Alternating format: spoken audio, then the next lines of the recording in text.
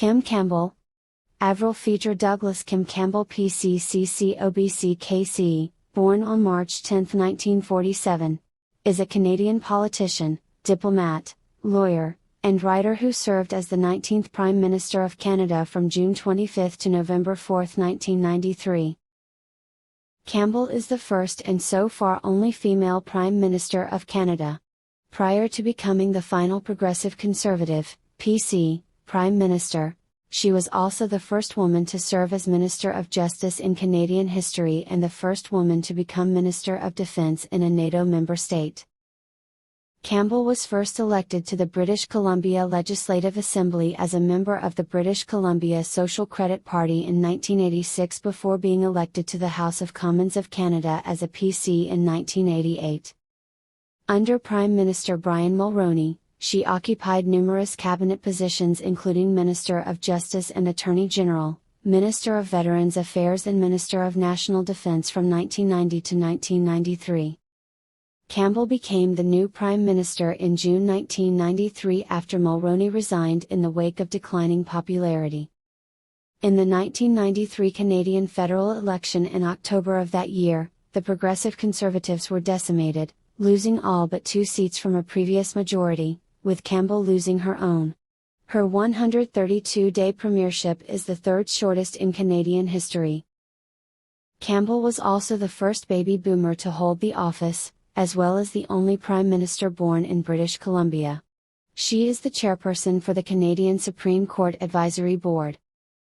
Campbell was the unsuccessful British Columbia Social Credit Party candidate in Vancouver Centre for a seat in the Legislative Assembly of British Columbia in 1983, receiving 12,740 votes, 19.3% in a double-member riding. She then briefly worked in the office of Premier Bill Bennett. Campbell ran unsuccessfully for the leadership of the Social Credit Party the summer of 1986, placing last with 14 votes from delegates, but was elected in October 1986 to the British Columbia Legislative Assembly as a social credit member for Vancouver Point Grey, getting 19,716 votes, 23.2%, also in a double-member riding. Consigned to the backbenches, she became disenchanted with Premier Bill Vander Zalm's leadership and broke with him in social credit over the issue of abortion, which Vander Zalm opposed. Campbell decided to leave provincial politics and enter federal politics. Campbell was elected in the 1988 federal election as the Member of Parliament, MP, from Vancouver Centre. She won the party nomination after the incumbent, Pat Carney, declined to stand for renomination. In 1989, Campbell was appointed to the cabinet as Minister of State, Indian Affairs and Northern Development, a junior role to the Minister of Indian and Northern Affairs. From 1990 to 1993, she held the post of Minister of Justice and Attorney General, overseeing notable amendments to the criminal code in the areas of firearms control and sexual assault. In 1990, following the Supreme Court's decision to invalidate the country's abortion law, Campbell was responsible for introducing Bill C-43 to govern abortions in Canada. Although it passed the House of Commons, it failed to pass the Senate, leaving Canada with no national law governing abortions. In 1993, Campbell was transferred to the post of Minister of National Defence and Minister of Veterans Affairs. Notable events during her tenure included dealing with the controversial issue of replacing shipborne helicopters for the Navy and for search and rescue units. The actions by Canadian Airborne Regiment in the scandal known as the Somalia Affair also first emerged while Campbell was minister. When the Liberal Party of Canada took power, the incident became the subject of a lengthy public inquiry, continuing to focus attention on Campbell and the PCs. Mulroney entered 1993 facing a statutory federal election. By then, his popularity had markedly declined, and polls suggested that the Tories would be heavily defeated if he led them into that year's election. In February 1993, Mulroney announced his retirement from politics, to take effect after his successor had been chosen. Campbell entered the party leadership race to succeed Mulroney. Campbell had served in 4 cabinet portfolios prior to running for the party leadership, including 3 years as Minister of Justice, and garnered support of more than half the PC caucus when she declared for the leadership. She defeated Jean Charest at the Progressive Conservative Leadership Convention that June, and Governor-General Ray Natishan appointed her Prime Minister on June 25. As a concession to Charest, Campbell appointed him to the post of Deputy Prime Minister and Minister of Industry, Science, and Technology, the first largely symbolic, and the second a significant cabinet portfolio position. After becoming party leader and Prime Minister, Campbell set about reorganizing the cabinet. She cut it from 35 to 23 ministers. She consolidated ministries by creating 3 new ministries: Health, Canadian Heritage, and Public Security. Campbell extensively campaigned during the summer, touring the nation and attending barbecues and other events.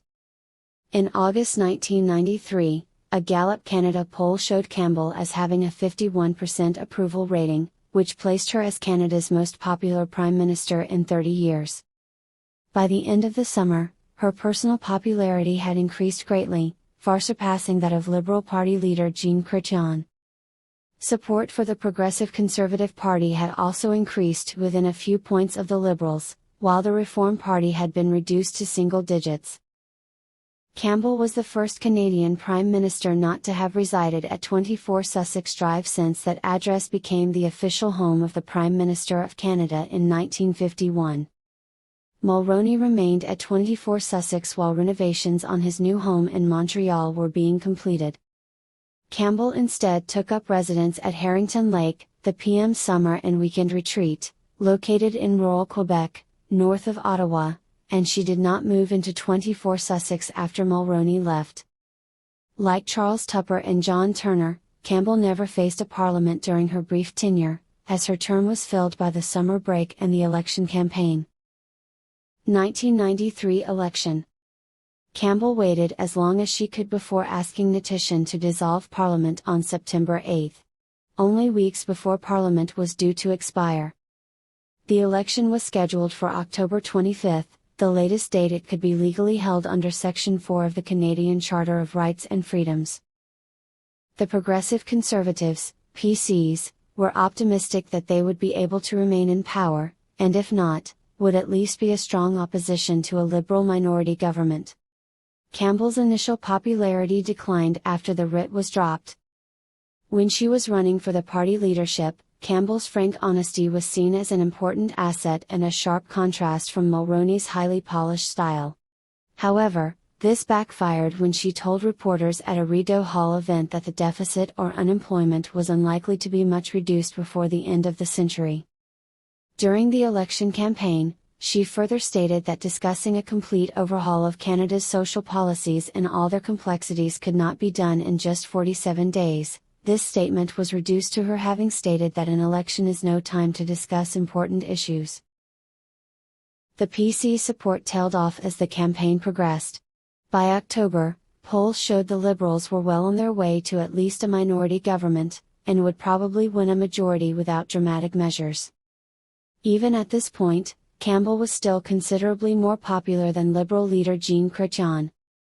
In hopes of stemming the tide, the PC campaign team put together a series of ads attacking the Liberal leader. The second ad appeared to mock Chrétien's Bell's palsy facial paralysis, and generated a severe backlash from the media, with some PC candidates calling for the ad to be pulled from broadcasts. Campbell disavowed direct responsibility for the ad, and claimed to have ordered it off the air over her staff's objections. During the campaign, the PC support plummeted into the teens, while the Liberals, the Reform Party, and the Bloc Québécois gained in the polls. This assured that the Liberals would win a majority government. On election night, October 25, the PCs were swept from power in a Liberal landslide.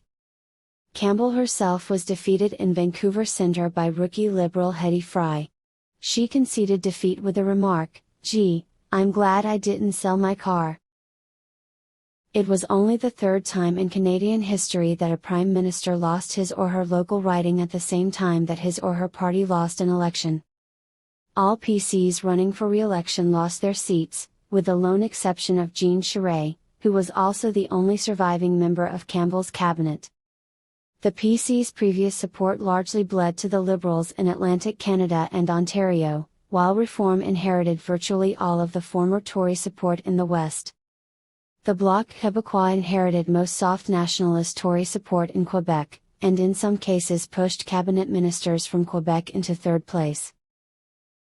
The PC still finished with over 2 million votes, taking third place in the popular vote, and falling only 2 percentage points short of Reform for second place. However, as a consequence of the first-past-the-post voting system, PC support was not concentrated in enough areas to translate into victories in individual ridings. As a result, the Tories won only 2 seats, compared to Reform's 52 and the Bloc's 54. It was the worst defeat in party history, and the worst defeat ever suffered by a Canadian governing party at the federal level. Some have pointed to gender inequality as a major contributing factor to her historic loss. University of New Brunswick professor Joanna Everett writes that while media simply reported the facts about rival male leaders such as Jean Chrétien, Campbell's actions were usually interpreted as having some motive, drawing up support, appealing to a group, etc. Additionally, Mulroney left office as one of the most, and according to Campbell, the most, unpopular prime ministers since opinion polling began in the 1940s. He considerably hampered his own party's campaign effort by staging a very lavish international farewell tour at taxpayer expense, and by delaying his retirement until only 2.5 months were left in the Tories' 5-year mandate.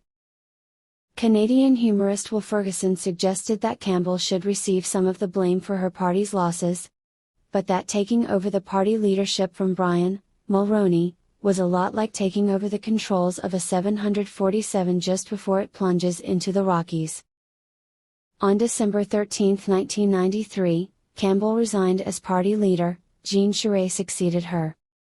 Due to the brevity of her tenure as both Prime Minister, less than 4 years, and federal MP, less than 6 years, Campbell did not qualify for a prime ministerial or even a federal parliamentary pension.